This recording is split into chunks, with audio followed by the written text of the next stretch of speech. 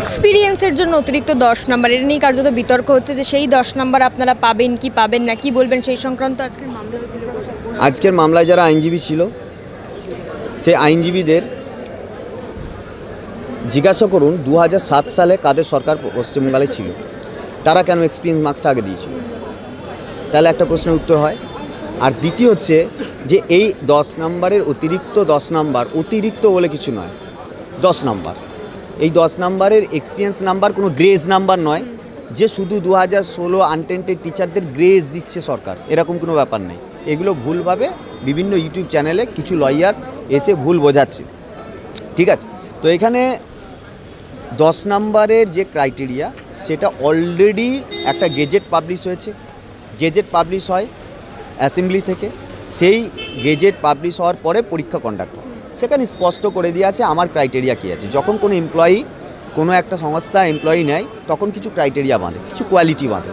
তার মানে আগের বারে 2016-তে এক রকমের ক্রাইটেরিয়া ছিল, 2007-এ এক রকমের ক্রাইটেরিয়া ছিল, 2025-এর রুলসে এক রকমের ক্রাইটেরিয়া আছে। সেখানে বলা হয়েছে 60 নম্বরের একটা লিখিত পরীক্ষা হবে ওএমআর বেস, মানে মাল্টিপল চয়েস, তার সঙ্গে 10 নম্বরের একটা টিচিং এক্সপিরিয়েন্স আছে, সেই এক্সপিরিয়েন্সটা আবার প্রতি বছরের জন্য 2, মানে কেউ যদি 5 বছর চাকরি করে তবেই সে 10 পাবে। আর তার সঙ্গে আছে এডুকেশনাল কোয়ালিফিকেশান, সেটাও 10 কে পাবে? যে ফার্স্ট ক্লাস, যে সেকেন্ড ক্লাস সে পাবে 8, যে থার্ড ক্লাস সে পাবে 6। তাহলে এটা হচ্ছে ক্রাইটেরিয়া, ঠিক আছে? এখন তার উপরে পরীক্ষা হয়ে গেছে, পরীক্ষার আগেই এই 10 নাম্বারকে চ্যালেঞ্জ করে সুপ্রিম কোর্টে যাওয়া হয়েছিল। এই বিকাশ রঞ্জন বাবুই তার লয়ার ছিলেন, তিনি গিয়ে সেখানে আর্গুমেন্ট করতে গিয়েছিলেন যে প্যানেল নাল অ্যান্ড ভয়েড হয়ে গেছে, সুতরাং এখানে কিছু দেওয়া যাবে না। সঞ্জয় কুমার স্পষ্ট বলেছেন আনটেন্টেড যারা টিচার, যাদের বিরুদ্ধে কোনো রকম কোনো অ্যালিগেশন না থাকার কারণেও তাদের মানে তারা পানিশমেন্ট পেয়েছে শুধু সিস্টেমের কারণে বলি হয়েছে, তাদেরকে যদি গভর্নমেন্ট এইরকম কোনো সুযোগ দেয় তাদের এক্সপিরিয়েন্সটা তো আর নষ্ট হয়ে যায় না। এইটা উনি মানতে পারেননি, উনি বলেছিলেন রিটটা ফেরত দিয়ে দিতে। তখন স্পষ্টই উনি বলেছিলেন যে মানে জাস্টিস সঞ্জয় কুমার বললেন যে কেন, এটা তো আনহেলদি প্র্যাকটিসের কথা বলছেন আপনি, এটা হয় না, ওটা খারিজ হয়ে গেছে। সুপ্রিম কোর্ট নিজে 10 নাম্বার এক্সপিরিয়েন্স দেওয়া নিয়ে কোনো কথা বলেননি, এবং যে গেজেটে পরীক্ষা হচ্ছে অলরেডি সুপ্রিম কোর্টের তত্ত্বাবধানে আছে, সুপ্রিম কোর্ট নিজে সেটা অবজারভেশন এবং মনিটরিং করছে। তারপরেও আবার গোল গোল ঘুরিয়ে হাইকোর্টে এই ব্যাপারটা কিছু জনকে নিয়ে এসে কেসটা করানো হয়েছে। যাক, আজকে জাজমেন্ট হলো যে এটা সুপ্রিম কোর্টের অবজারভেশন এবং সুপ্রিম কোর্টের আর্গুমেন্টের উপর ডিপেন্ড করবে এটা কি আছে। যাই হোক, এটা নিয়ে অলরেডি ফয়সালা হয়ে গেছে এবং গেজেট ক্লিয়ার হয়ে আছে। আমি গেজেট অনুযায়ী পরীক্ষা দিলাম, তারপরে 5 বছর পরে এসে আমি গেজেটকে চ্যালেঞ্জ করলাম, এটা হয় না। উনি এক আধবার সাকসেস হয়েছেন এরকম বিভিন্ন মানে ফাঁকা মাঠে গোল দেওয়া তো সুবিধা, প্লেয়ার থাকে না, তো আবার বারবার সেটা ভেবে ফেলছিলেন। তো সেটাও আশা করছি সেই উদ্দেশ্য পূরণ ওনার হবে না। ফেসবুক পোস্ট সেটাও তিনি পেশ করেছিলেন, এটা হাস্যকর, পোস্টটা আমার নয়, আমার নামে কিছু একটা পোস্ট হয়েছে যে আপনারা আসুন। হ্যাঁ, আমাদের একটা এজেন্ডা ছিল, এটা অস্বীকার করার কিছু কারণ নেই। এজেন্ডা এটা ছিল না যে কোর্টে আসা, এজেন্ডা ছিল সুপ্রিম কোর্টে এই এসএসসিতে আসা। এসএসসিতে তো আমরা বারবার যাই, আপনি জানেন। আমাদের রেজাল্ট পাবলিশ করা বা আমাদের গেজেট, যেটা গেজেটের উপর নিবন্ধ থাকা, সেগুলো আমরা স্কুল সার্ভিস কমিশন যেতেই পারি। কিন্তু হাস্যকর, হাইকোর্টের একজন বোর্ডসিয়ার আইনজীবী তিনি কোথায় একটা সংবিধানের পাতা খুলে দেখাবেন, তিনি কোথা থেকে একটা ফেসবুক পোস্ট, ভিত্তিহীন ফেসবুক পোস্ট, সেটাকে খুলে দেখাচ্ছেন, দেখুন এরা কোর্ট চত্বরে আসতে চেয়েছে। আরে কোর্ট তো কারো বাবার নয়, কোর্টে তো সবাই আসতে পারে। আমি পিটিশনার বা পিটিশনার নয়, আমার ক্লায়েন্ট, আমার কেস আছে কোর্টে, কী জাজমেন্ট আমি আসতেই পারি, যে কেউ আসতে পারে, কে মানা করেছে? আমি তো আমি তো আসি, কোর্টে আসি। তো উনি সেটাকেও জাজকে দেখিয়ে কনভিন্স করা, মায়া দয়া নেওয়ার চেষ্টা করছিলেন।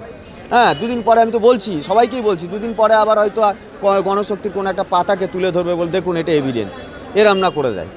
এইরকম একটা বর্ষিয়ান আইনজীবী, তাদের কত দেউলিয়াপনা আছে যে সেখানে একটা ফেসবুকের পোস্টকেও ইস্যু করতে হচ্ছে। দুটো জিনিস হতে পারে, আইদার তিনি আমাদেরকে ভয় করেন, মেপে চলেন, অথবা আমাদেরকে সেলিব্রিটি ভাবেন, অথবা আমাদেরকে উনি অনুসরণ করেন।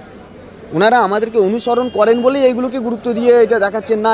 মানে যেটা মানে রবীন্দ্রনাথের ওই যে সাহিত্যের পথে একটি কথা আছে না, জল যাদের ফোড়ায় তাদের জন্য পড়ে থাকে পাঁক, তো তখন সেখানে মাঝিগিরির প্রয়োজন হয় না, তো পাঁকে মাতুনি এখন ওইটা ভাবছে যা কিছু অপ্রাসঙ্গিক সেটাকে প্রাসঙ্গিক করেও যদি কিছু একটু পালে হাওয়া লাগানো যায়, এখন সেই চেষ্টা করতে নেমেছি। সরকারের দুর্নীতির কারণে আপনাদের চাকরি গেল, এখন এই আইনজীবীদেরও এই বিভিন্ন রকম তাদের এই সমস্ত বিষয়গুলোতে কার্যত পুরো বিষয়টা এখন আপনাদের অনিশ্চিত। দেখুন, সরকারের দুর্নীতির কারণে চাকরি গিয়েছে, এটা আমরা বারবার বলি। আমরা বলি বলেই আমরা বিকাশ ভবনে আন্দোলন করেছিলাম, আমরা বলি বলেই আমরা কসবা ডিআই অফিস ঘেরাও করেছিলাম, আমরা বলি বলেই আচার্য সদন অভিযান করেছিলাম, আমরা বলি বলেই নবান্ন অভিযান করেছিলাম, আমরা বলি বলেই আমরা কিন্তু কালীঘাট পর্যন্ত যাওয়ার চেষ্টা করেছিলাম, আলিমুদ্দিন স্ট্রিটে যাইনি, তাই না? আমাদের রাজ্যের কিছু বিরোধী লোকজন আছেন, তারা আমাদের এই চাকরি যাওয়াটাকে তারা সকলেই জড়িত, এটা পুরো সিস্টেমটায় এরা জড়িত, সবাই জড়িত। গভর্নমেন্টের দুর্নীতি, আর সেই দুর্নীতিকে ইস্যু করে একটা রাজনীতির জমি তৈরি করার জন্য এই উকিল ফুকিল হ্যান ত্যান এরা ভেবেছিল আমরাও বোধহয় এখান থেকে একটা বেনিফিট পাবো, আমাদেরকে ভুল বোঝাবে, কাজে লাগাবে, পারেনি। অবশ্যই এর আইনজীবী কম আর রাজনীতিবিদ বেশি। আইনজীবী কী করে? চেম্বারে থাকে, তার কাছে ক্লায়েন্ট যায়, ইউটিউবে এসে ভুল বকে বা এই স্টুডিওতে এসে মার্কেটিং কারা করে বলুন তো? দেখবেন যে পণ্যটার বিক্রি বাটা কম আছে সেই পণ্যটাকে বেশি অ্যাডভার্টাইজমেন্টের প্রয়োজন হয়। হাইকোর্টে প্রচুর স্বনামধন্য আইনজীবী আছে যাদেরকে কখনো মুখ দেখাতে পারবেন। প্রতীকধর কোনো দিন এসে কোনো জায়গায় মুখ দেখিয়েছে, আমি দেখাতে পারবেন? অনিন্দ্য মিত্র এসে মুখ দেখাতে এসছে, দেখাতে পারবেন না, তাহলে তাদের প্রয়োজন হয় না।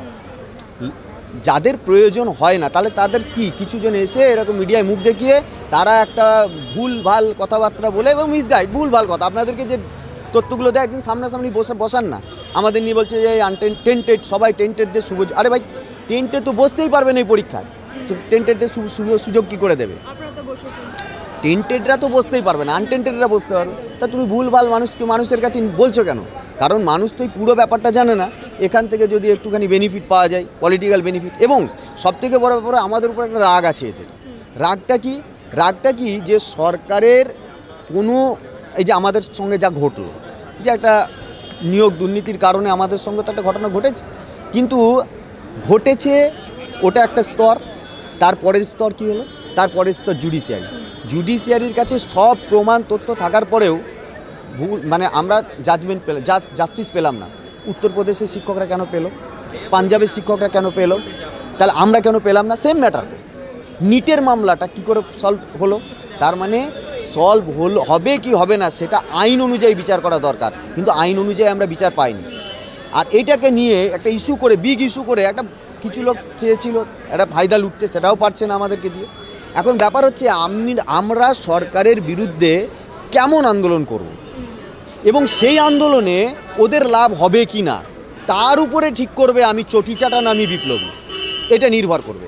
দেখবেন আমরা এই যে আপনার এখানে সাক্ষাৎকার দিচ্ছি, আপনি দেখবেন কমেন্ট বক্সে প্রচুর লোক লিখে যাবে চটিচাটা। এগুলো কারা? এগুলো বেসিক্যালি একটি বিশেষ দু একটা রাজনৈতিক দলের লোক যারা অলরেডি এটা মনে করে যে আমাদের আন্দোলনটা দিয়ে পশ্চিমবাংলায় বিশাল কিছু হতে পারতো, সেটা হয়নি। আমি তো আর রাজনীতির লোক না, আমরা কেউ তো রাজনীতি করতে এখানে নামিনি যে ভাই আমি একটু বিরোধী দলকে সুবিধা করে দিই, একটু শাসক দলকে সুবিধা করে দিই, এটা তো আমাদের উদ্দেশ্য নয়। আমাদের চাকরি গিয়েছে, চাকরি ফেরানোর লড়াই আমরা নেমেছি, চাকরিটা আমাদের উদ্দেশ্য, পার্লামেন্টটা বিধানসভাটা আমাদের উদ্দেশ্য নয়। তাহলে আমার আন্দোলন আমার বেনিফিটের জন্য, আমার চাকরির জন্য, আমার আন্দোলনটা আমি কোনো বিরোধী দলকে বা কোনো শাসক দলকে বেনিফিট পাওয়ানোর জন্য করছি না।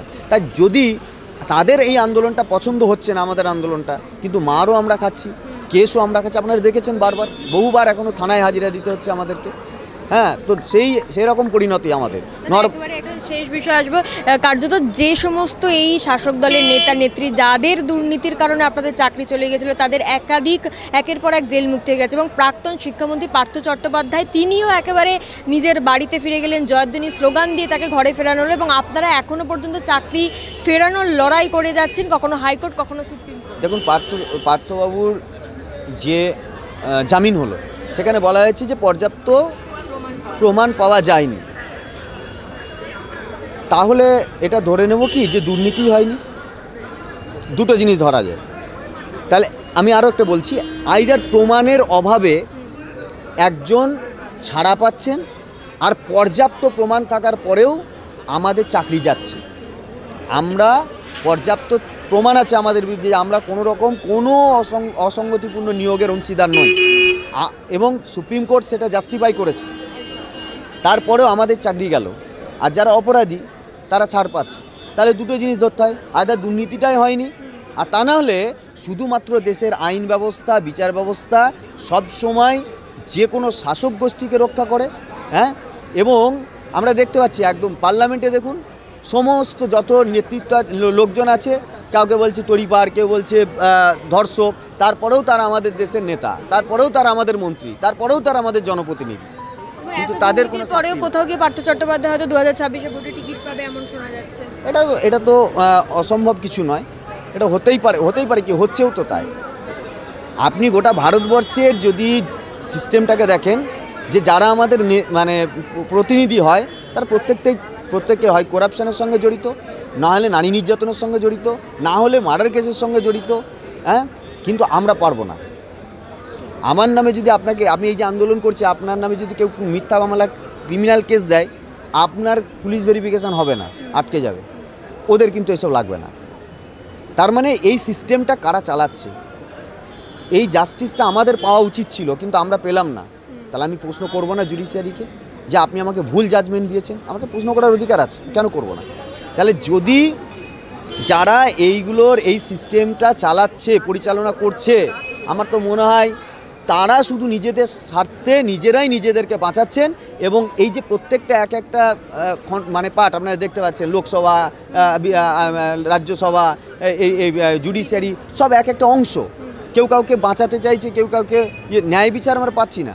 এবং এই ন্যায় বিচার পাওয়ার জন্য যে কোটি কোটি টাকা খরচা করতে হয়, সেটাও আমরা দেখে নিয়েছি। তার মানে এই অভিজ্ঞতা থেকে আমরা এটাও দেখলাম যে আমাদের দেশের যে একটা ব্যাপক অংশের মানুষ, অতি দরিদ্র মানুষ, তারা জীবনে কোনো দিন জাজমেন্ট পাবে না, কারণ তারা সুপ্রিম কোর্ট পর্যন্ত পৌঁছাতেই পারবে না, হাইকোর্টে আসতে পারবে না টাকার অভাবে। তার মানে ন্যায় বিচার এবং বিচার কতটা লঙ্ঘিত হয় সেটা আজকে বুঝতে পারছি, এবং বাবা সাহেব আম্বেদকর অনেকদিন আগে বুঝেছিলেন।